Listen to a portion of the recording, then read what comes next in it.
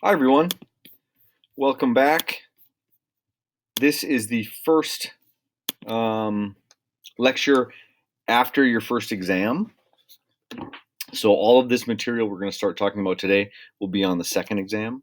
Okay, so keep that in mind.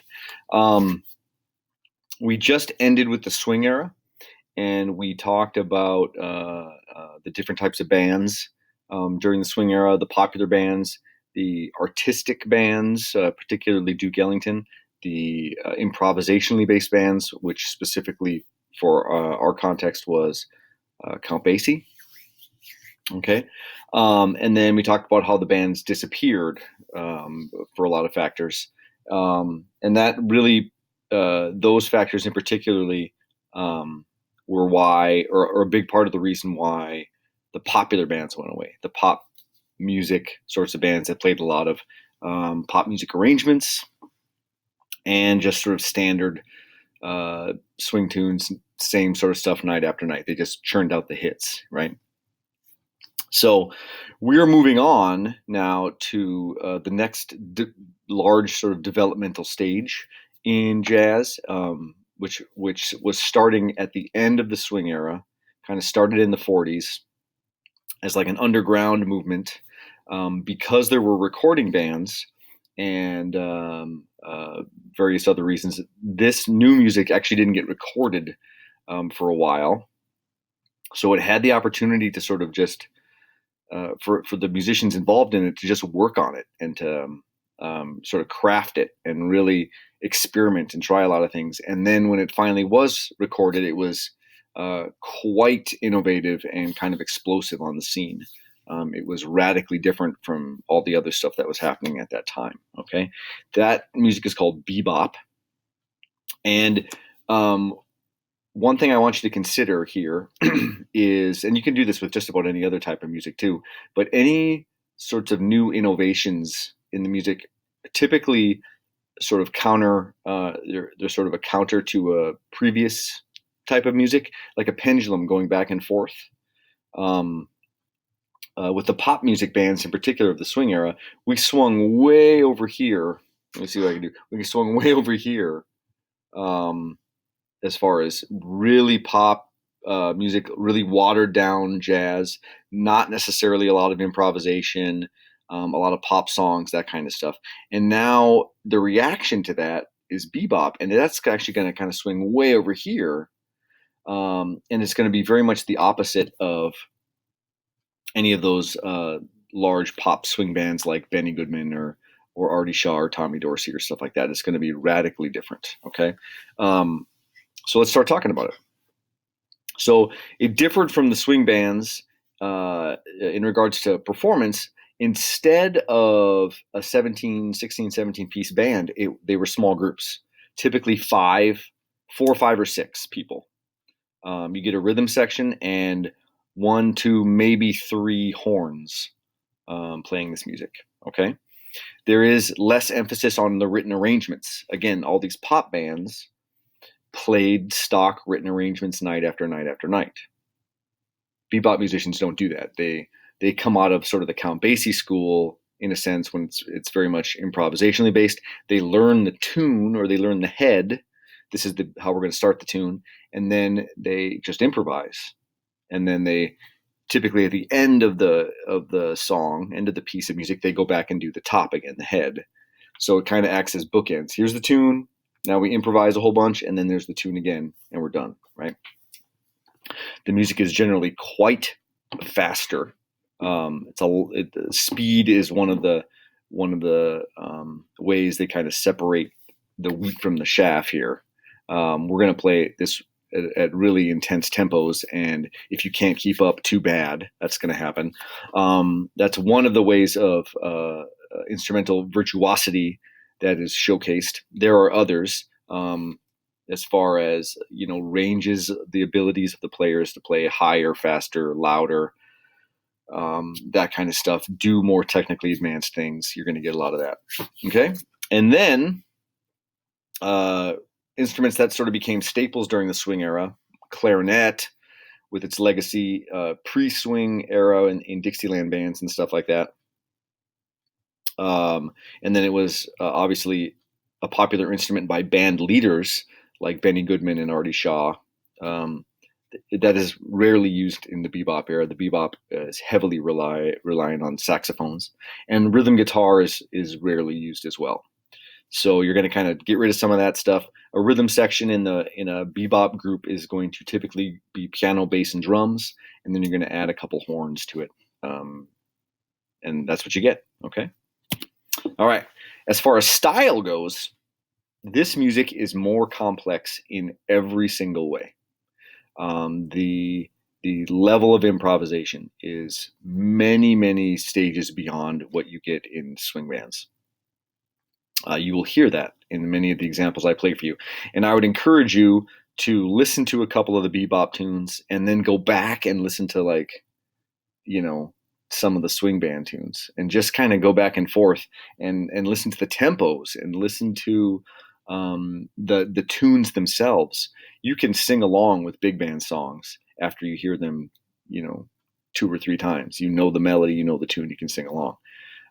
Some of these bebop tunes, like Coco, for example, it's very challenging to actually sing along. Shaw Nuff is a melody that I could listen to 100 times and not sing it properly. It's just very challenging stuff. So the melodies are difficult. The level of improvisation is much more complex. The harmonies, the chord structures that are used are more complex. They would take simple chord progressions like the blues, which are just 3 chords over 12 bars, and they would start to modify it and add things to it. So you get versions of the blues that are similar, but instead of 3 chords in 12 bars, they have 16 or 17 or 18 chords in 12 bars, just to make it more complex. And the rhythmic interpretations of these songs are also more complex. A lot of that goes with the tempo, as it's going so fast. Just everything gets harder. Okay. There's also a tension that is created in a lot of bebop tunes with an unresolved quality in the chord progressions. The harmonies aren't so predictable that you know where they're going, and so it's predictable. A lot of the things are it's a little unstable, and that results in kind of some tension that is unresolved. Okay, so listen for these sort of factors as you check out some of this stuff. Okay, so like I said, they often create new chord progressions that are really hard. They're basically trying to challenge each other. How would you get from this chord to this chord to this chord, right? How can you navigate this complicated stuff, like they would do with the blues or other things as well? They would take tunes that already existed, like chord progressions from swing era tunes that they liked, and then they would just add new things to them to make them harder. They would add new chords, or they would imply new chords by playing. If it's a for example, if it's a 7th chord, they might start playing some of the higher notes in the harmony. They might play 9ths, they might play 11ths, they might play 13ths, and therefore kind of change the harmony and its effect on its relationship to the other chords in a progression. Okay, the improvisations themselves are not usually as melodic, as you have to weave your way through these complicated chord progressions. They end up playing a lot of sort of angular, very virtuosic passages. And again, you'll hear that particularly with the likes of Dizzy Gillespie on trumpet and Charlie Parker on saxophone. You're going to hear a lot of that stuff. Okay. All right. So this is just a basic list of some of the most important performers in the bebop era. We're going to go into 3 of these guys to some depth, and you'll hear some of the other names over the course of our discussions here. All right.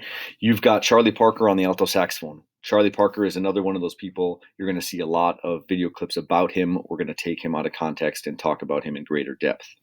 Dizzy Gillespie, a trumpet player. Thelonious Monk played piano. Max Roach played the drums almost single-handedly. Him and a guy named Kenny Clark single-handedly changed jazz drumming from what it was in a dance band, in a swing band, to this new small group bebop, complicated stuff. Bud Powell on piano, along with Thelonious Monk on piano, really helped establish how you play bebop as a piano player, both as a soloist and as a accompanying instrument.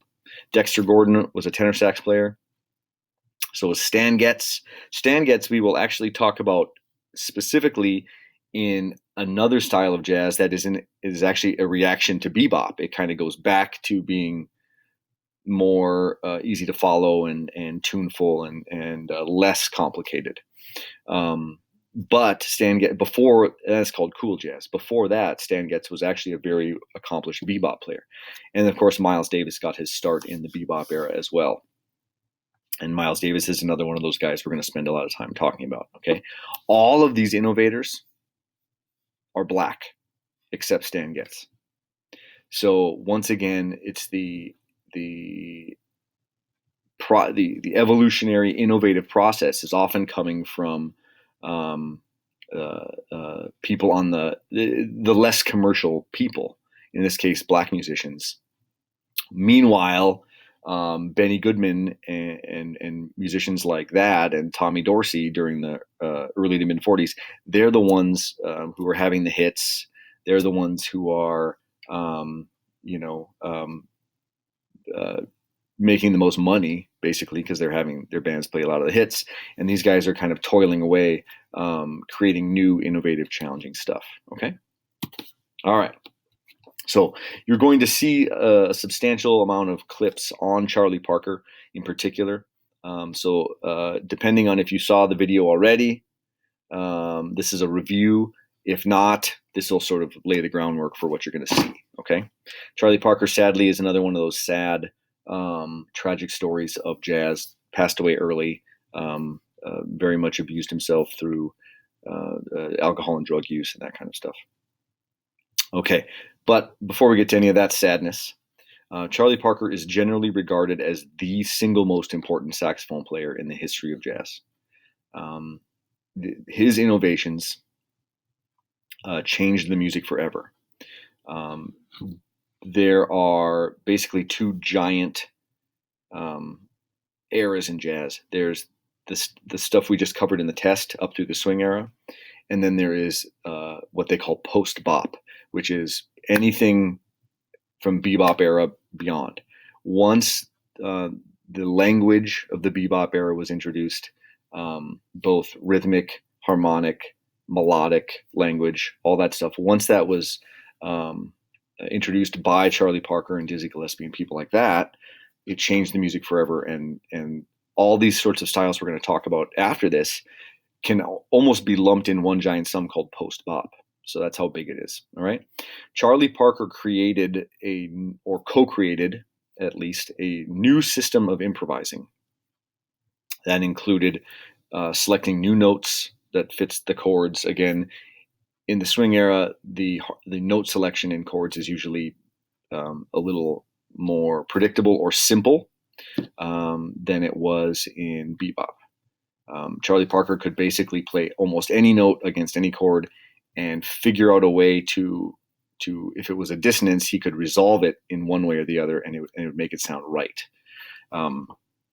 He would also phrase things differently.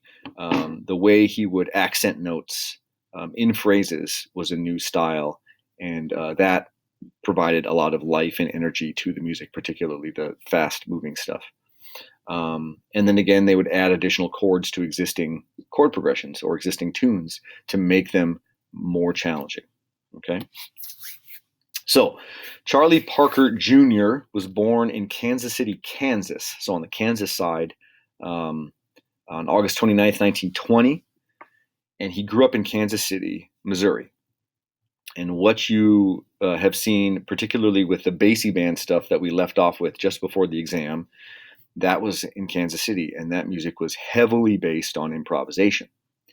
So here's a young boy, Charlie Parker, who is, born in 1920. So in the 1930s, when the Kansas City scene is taking off, Charlie Parker is just a kid. He's 12, 13, 14 years old. He idolized Lester Young, who was a tenor saxophone player in Count Basie's band.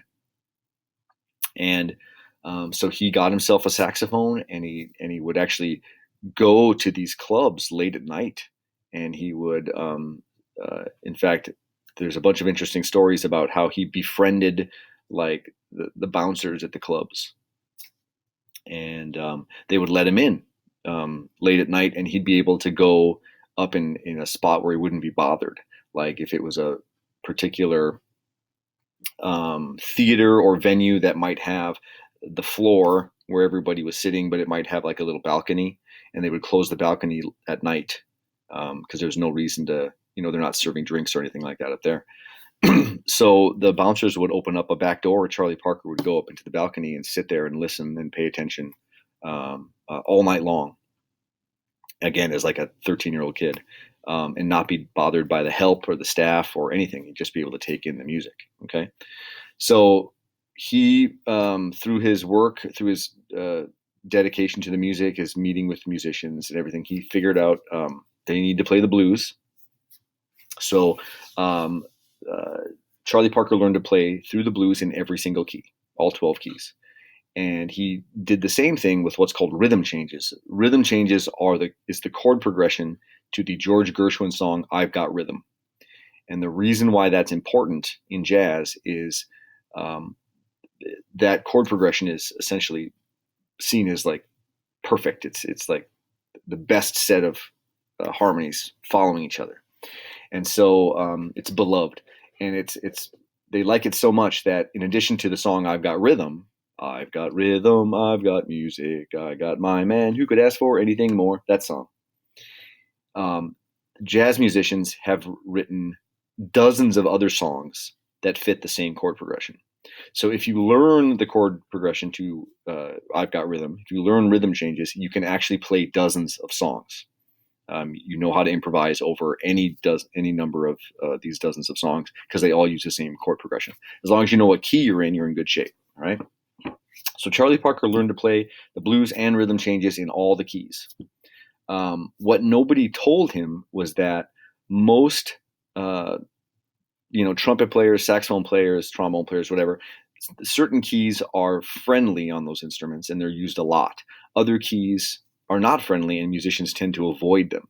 Well, Charlie Parker didn't know that, and no one told him. So when he started going to these jam sessions as a little kid, as a teenager, they'd be like, hey, Charlie, what do you want to do? And he could say, well, let's play the blues. And everyone would say, great, let's play the blues. What key? And he would say like F sharp or something.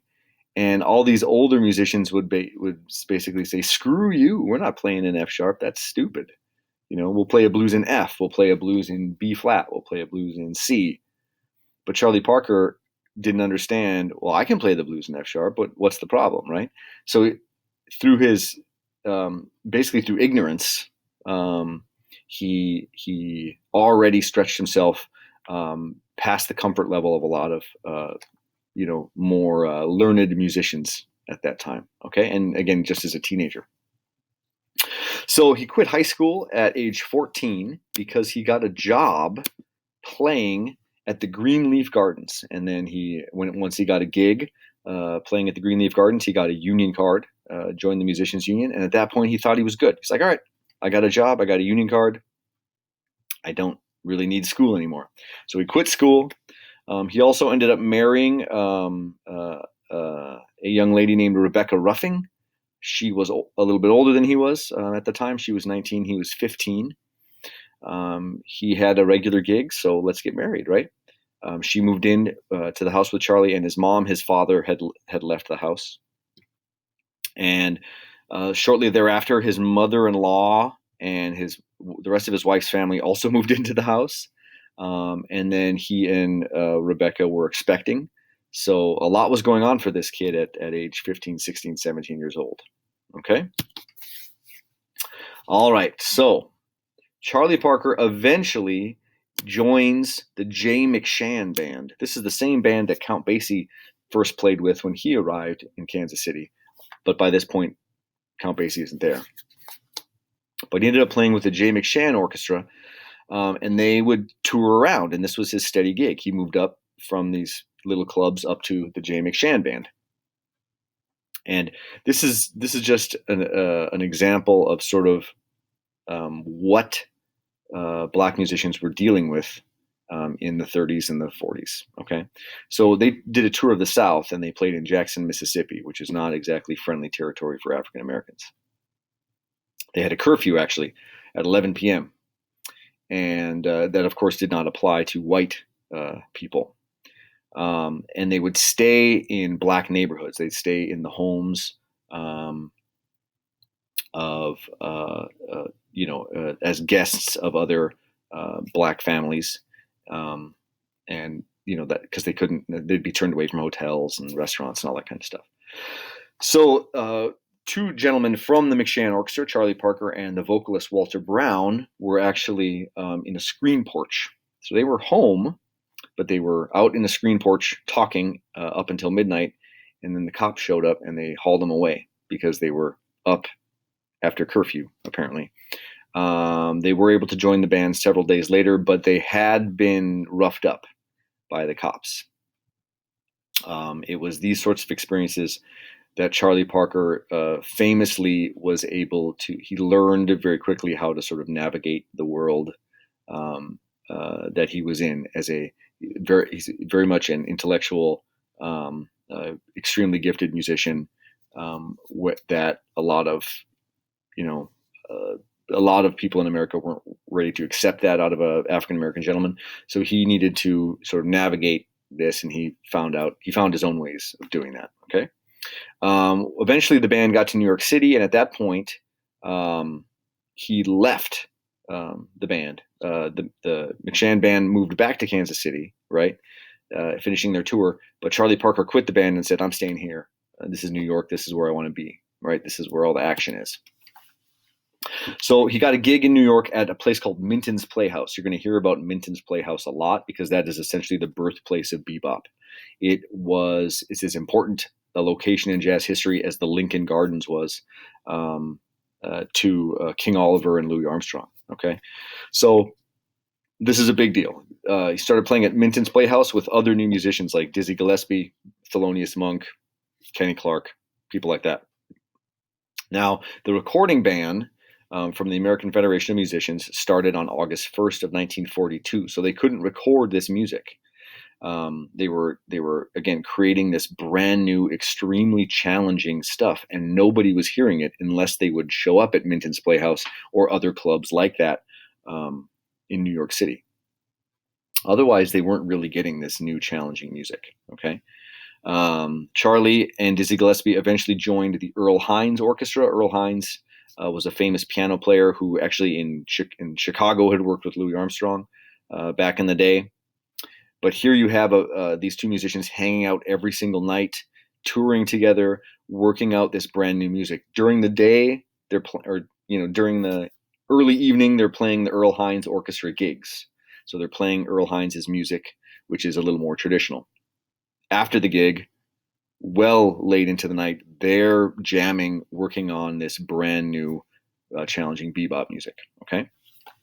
After playing together in the Earl Hines band, they ended up landing a gig again in the Billy Eckstine band together, which was commonly regarded as the first bebop band or the first bop band because it was full of these young, innovative musicians like Charlie, like Dizzy Gillespie, and others. In fact, it was during the tour of the Midwest, they were in St. Louis, Missouri, when the third trumpet player in this group, a guy by the name of Buddy Anderson, was diagnosed with tuberculosis and he had to be replaced. They pulled into St. Louis. They started calling around. They said, we need a third trumpet player. And the kid that showed up at that time was a 17-year-old Miles Davis because he was from St. Louis. And so Miles Davis goes, meets Charlie Parker, meets Dizzy Gillespie, realizes this is exactly what I've been looking for. So at the very first opportunity he could get, Miles Davis then leaves the Midwest and actually moves to New York and starts working with Charlie Parker. But we'll get to that later. Okay. In August of 44, Parker then quits the Billy Eckstine band to take a job on 52nd Street. This is known as The Street. It was the most innovative place. The clubs up and down 52nd Street in the mid-1940s was the most innovative place for jazz. There were a lot of clubs, and that is where people were doing the most, experimental stuff, right? The club that Charlie Parker worked at specifically was a club called the Three Deuces. And then a little bit later, the recording ban was lifted, and now they could try this new music out and see if it would have any commercial potential, right? So in 1945, for a small record company known as Guild, they recorded Charlie Parker, Dizzy Gillespie, and others. They recorded the first bebop records, 3 songs called Groovin' High, All Things You Are, and Dizzy Atmosphere. Did pretty well. Later session, they produced 3 more: Salt Peanuts, Shaw Nuff, and Hot House. I'm going to upload Shaw Nuff for you, and I'm going to put that on Moodle. You're more than welcome to check out all the other tunes as well. But Shaw Nuff is a really good example. It's lightning fast. It is. I mean, the tempo is like boom, boom, boom, boom, boom, boom, boom, boom, boom.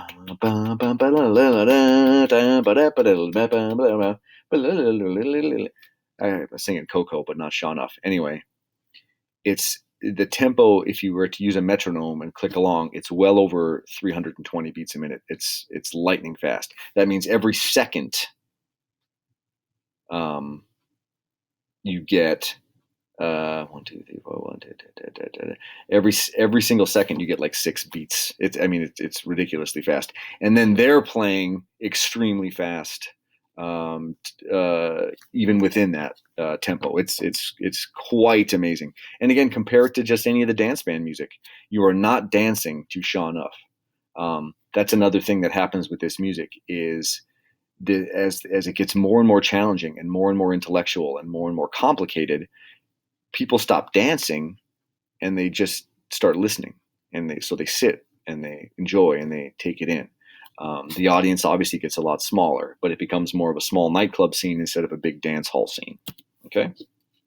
So that was followed up a little bit later, near the end of 45, with what Savoy Records billed the greatest recording session in modern jazz history. A bit of hyperbole there to sell records, but it was very innovative. November 26th, Max Roach sat in on the drums. Thelonious Monk was supposed to play the piano, but he didn't show up. You'll see a clip about Thelonious Monk, how he was a little bit aloof at times. So he was replaced by a piano player named Argon Thornton. And Argon Thornton was adequate, but couldn't hang with the most complicated stuff. Dizzy Gillespie appeared on the record, but he couldn't be on the label. He had to appear incognito because he had signed a exclusive contract with the recording company Musicraft. So he couldn't technically appear on a Savoy Records album. So the trumpet player on the album for most of the album was a young, at this point, 19-year-old Miles Davis.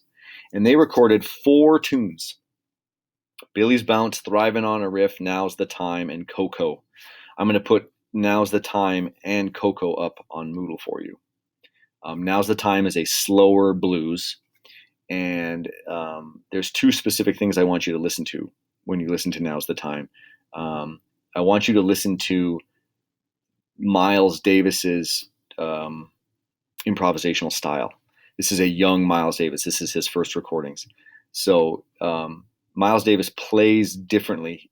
Miles Davis and Dizzy Gillespie both play the trumpet, but Dizzy Gillespie's trumpet playing is fast, virtuosic, very light, very new and fresh. Miles Davis's trumpet improvisations are slower and more melodic. He actually plays melodies and more tuneful. And oftentimes he comes to a point of rest and he stops for a while and he leaves empty space to kind of think about stuff. Dizzy Gillespie just bulldozes you with notes, hundreds and hundreds of notes coming at you really fast. They're really 2 radically different styles. And that's going to play into the next kind of music that Miles plays, the reaction to bebop, which is called cool. That's where Miles Davis really starts to become Miles Davis, because that's more suited to his style of playing. Okay. Anyway, listen to Now's the Time and listen to Coco. And you're going to hear a lot about Coco on the video clip too. It's a very innovative, sort of groundbreaking recording. Okay. So by all means, check those out. Now's the Time was actually sold for $50. Charlie Parker wrote these tunes, and because Charlie Parker had problems with substance abuse, he was always looking for his next fix.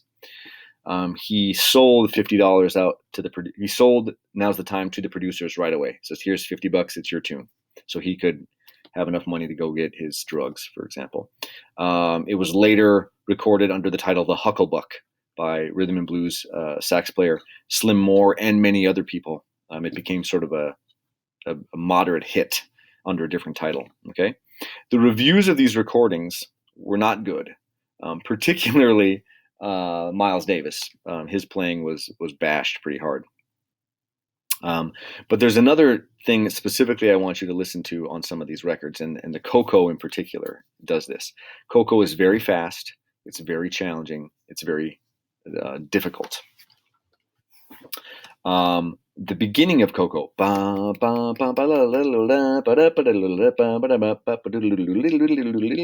really, really fast stuff. There's no piano at the beginning. It's just drums, saxophone, and trumpet. And then they play the head, the tune, which again is really challenging to sing along with. And then once Charlie Parker starts to improvise, that kind of stuff, as soon as he starts, for maybe 2 seconds, there is no piano accompanying him. And then the piano comes in, like I said, after a couple of seconds. Well, the reason I'm making this point is because I told you Argon Thornton had to sit in for Thelonious Monk, and Argon Thornton was good, but not that good. So Dizzy Gillespie actually played the trumpet on Coco because Miles Davis couldn't do all that fast stuff. It wasn't his cup of tea. So Dizzy actually played the trumpet on the beginning and the end of Coco. And Argon Thornton couldn't do the chords right in the middle, so Dizzy Gillespie also played the piano. So the way the tune is built, it's trumpet and saxophone at the beginning and the end. And that's Dizzy Gillespie and Charlie Parker with drums. Then in the middle, there's a big, long saxophone solo. And that solo is just Charlie Parker. And then it takes a minute for Dizzy Gillespie to put his trumpet down and then start playing the piano. And then to transition back to trumpet, they put in a drum solo. So there's a long drum solo by Max Roach, which allowed Dizzy Gillespie to then grab his trumpet, sort of warm it up a little bit, and then play the end of the tune. It's a fascinating bit of jazz history. So kind of listen to that as well. And all of that, of course, he was not on the label because he couldn't be. So, but this is the greatest recording session in modern jazz history, according to Savoy Records. All right. So after these initial recordings, Charlie Parker put together sort of a standard quintet, featuring obviously himself on alto saxophone, Miles Davis on trumpet, Max Roach, innovative drummer, on drums, Duke Jordan, and Tommy Potter. This group worked for quite a long time until Max Roach had other opportunities and would go on. Miles Davis would have lots of other opportunities and move on. All these folks would sort of move on. So the second reiteration of the Charlie Parker Quintet featured a few other musicians. I did not write down who the drummer or the bass player was, and that's a little less significant because the new trumpet player was a guy named Red Rodney, and he played in a similar style to Miles Davis, so it worked pretty well. And the piano player was Al Haig. And the reason I bring this up here is we are now in the late 40s, approaching the early 50s. Red Rodney and Al Haig were white, and everybody else in the group was black. And so you have here one of the premier musicians of jazz at this time, Charlie Parker, and you have an integrated group in the late 40s and the early 50s, which is still very much a segregated society.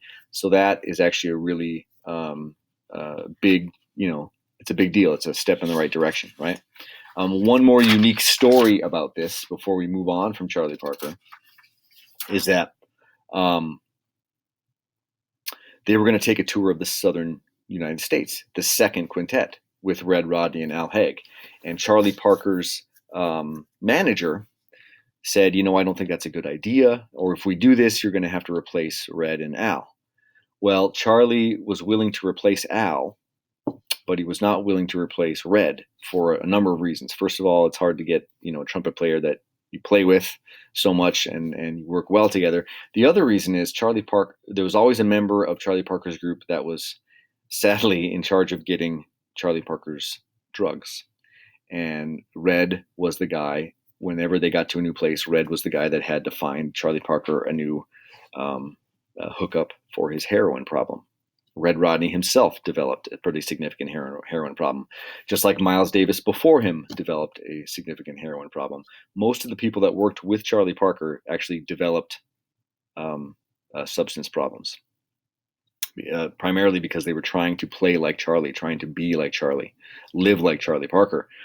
Maybe the reason he plays the way he does is because the drugs help him, right? So then they all sort of experiment with the drugs.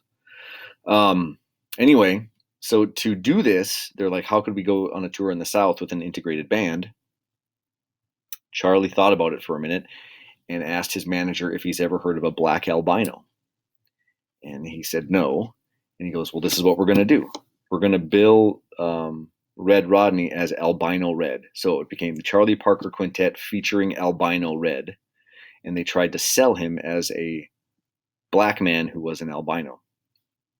And so if you Google Albino Red, this is what comes up is Red Rodney, the trumpet player, who was not black, was not albino. He was Irish, actually.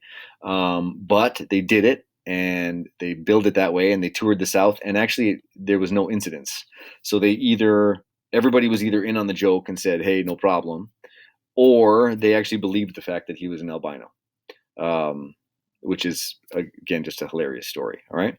So this is just an overview of some of Charlie Parker's career. You're going to see a lot more stuff in the videos, and I'm going to upload those 3 tunes. You're going to get Sure Enough, Coco, and Now's the Time. And so I want you to go listen to those. Actually, right now would be a great time. So pause, go listen to the degree of difficulty, compare and contrast them with swing era tunes. When you get to the Now's the Time tune, compare Miles Davis's style of soloing to the beginning of Coco, which is Dizzy Gillespie, or to the trumpet solo in Sure Enough, which is Dizzy Gillespie. And it's just unbelievable playing, right? Incredibly virtuosic, incredibly fast, incredibly technical. So, and that's going to help us moving forward into other things too, right? So enough of the chit chat. Go listen to those 3 tunes and then come back and we're going to talk about Dizzy Gillespie and Thelonious Monk. All right, go.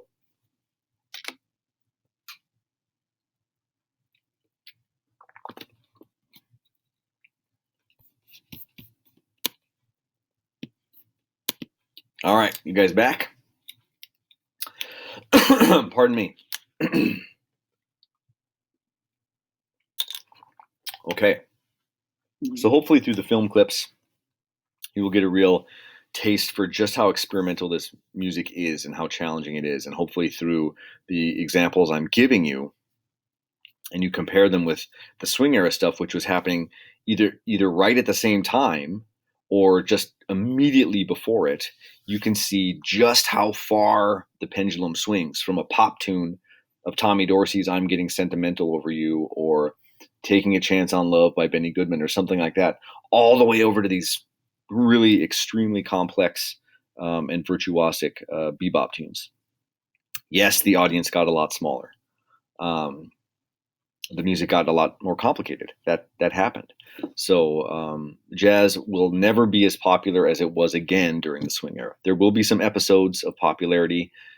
Dave Brubeck, cool jazz, smooth jazz of the 80s. You know, a couple of unique things like Louis Armstrong's Hello Dolly in 1960. There's a famous tune called Feel So Good by Chuck Mangione, who played flugelhorn in 1973. I want to say 72 or 73 or 74 or something like that. That was also like a blip of jazz on the pop charts, right? But otherwise, it's never going to kind of be where it was before, because the music has gotten so much more complex and it becomes more of a soloist art form. It's not pop music anymore. It's not tunes you can just turn on the radio and listen to and sing along with. It's now music that you take in, kind of like classical music in a sense. You don't dance to it, you don't sing along with it. It's music that you take in, you take it in, and you you go to it, you take it in, you experience it, right? That's what happens. Okay, so Charlie Parker's partner in crime was Dizzy Gillespie, and you're going to see kind of a good-sized video on Dizzy Gillespie as well. I use a lot of the videos here during the Bebop period and the cool era actually after this too, just to really help paint the picture of what's going on in the 40s here and into the 50s and introducing this new music. The videos do a great job. So Dizzy Gillespie grew up in North Carolina. He went to what was a school. I mean, it's segregated, and that's the South still. So he went to a black school, a tech school that he was able to study music theory and composition at a school called the Laurinburg Institute.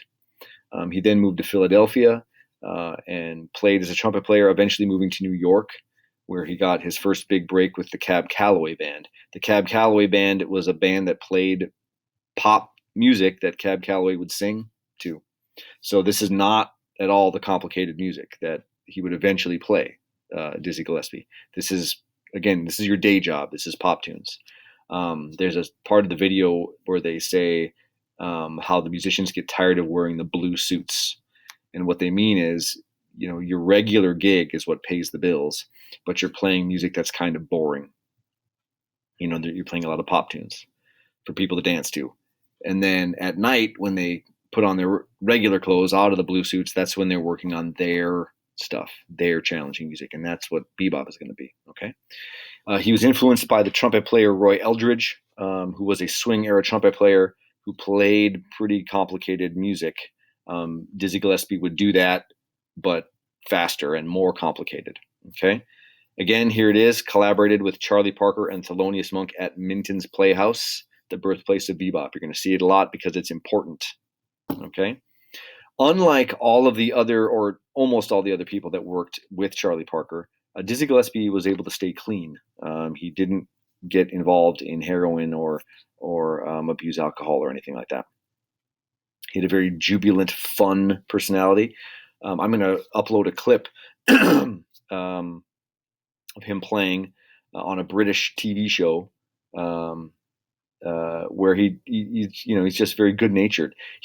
There's a little bit of Louis Armstrong, the entertainer, in him, where he sort of jokes and is ha ha ha and whatever.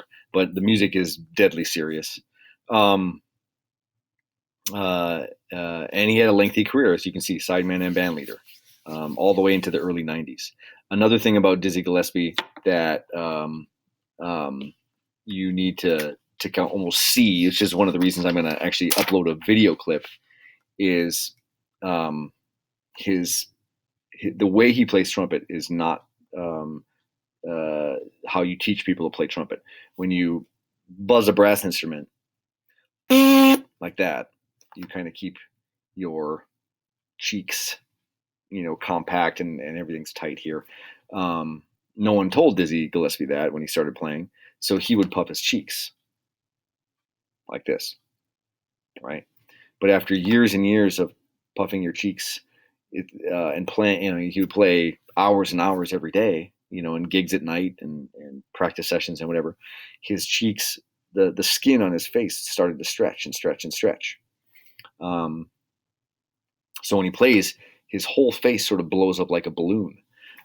So this clip I'm going to show you actually shows that really vividly. Like when he's normal like this, his nose is, the grooves between where his nose meets his face, kind of right there, are there. But when he blows out, everything expands and it almost covers up his nose. He couldn't play with a tie because his neck just expands. Like it's incredible to see.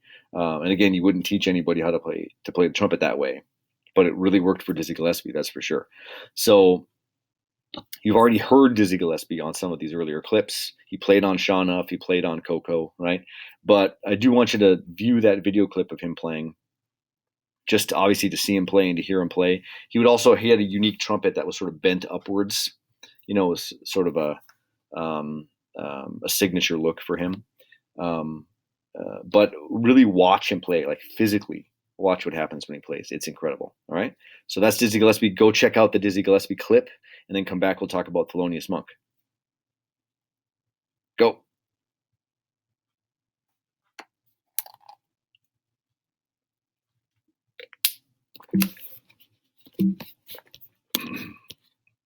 Okay, welcome back. I did forget just one more slide here. So very fast, agile, virtuoso playing. When we talked about Louis Armstrong setting the bar many levels above all the trumpet players at that time, right? He was that much better. Dizzy Gillespie is the next person. So everybody sort of caught up to the Louis Armstrong thing. And then Dizzy Gillespie set the bar way up here again. And then everybody was chasing what Dizzy Gillespie could do. He became the public face of bebop music, wanted it to be popular, wanted everybody to enjoy it. But again, it's just so complicated that it lost a lot of people. He added an Afro-Cuban influence. There was always sort of a Latin relationship with jazz coming from New Orleans and the Caribbean and that kind of stuff. Dizzy Gillespie wrote a lot of tunes that sort of fused that again, tunes like Manteca. And he also wrote a lot of well-known tunes, A Night in Tunisia, Groovin' High, countless others that are just considered standards in the jazz repertoire today. Okay? All right. So the last gentleman we're going to specifically talk about, and you'll see a little video clip of, was Thelonious Monk. Monk was a piano player from New York, and again, collaborated with Charlie Parker and Dizzy Gillespie at Minton's Playhouse in New York. Monk considered himself to be a very serious composer, and he didn't play other people's music very often. He wrote his own and always played his own. He was trying to develop an audience for his music. He suffered from some mental illnesses that weren't really diagnosed very well at the time. So people just considered him kind of odd. He wouldn't talk for days on end. He was aloof. He wouldn't go to certain gigs, kind of stuff like that. And all of this, when you look at a Dizzy Gillespie type character, someone who's very outgoing and outspoken and sort of jubilant, it's very easy for people to be drawn to him and then the music that he makes.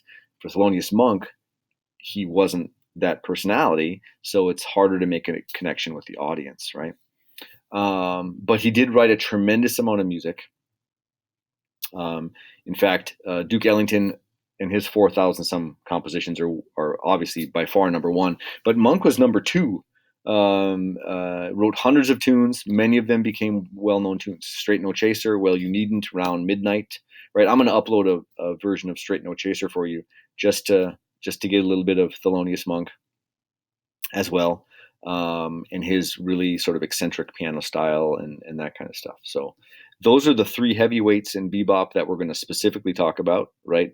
Charlie Parker in particular, Dizzy Gillespie, and Thelonious Monk. We are going to get a little Miles Davis here as well, although most of the Miles Davis we're going to talk about is actually going to come with later forms of jazz, cool and third stream and modal and fusion in particular.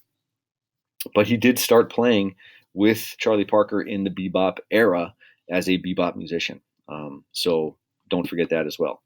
All right, that's it, folks. That's our bebop discussion. You have extensive videos to watch. There'll be some film clips and a few other things to check out on Moodle. All right, thanks a lot. Have a nice afternoon. And until we meet again, bye-bye.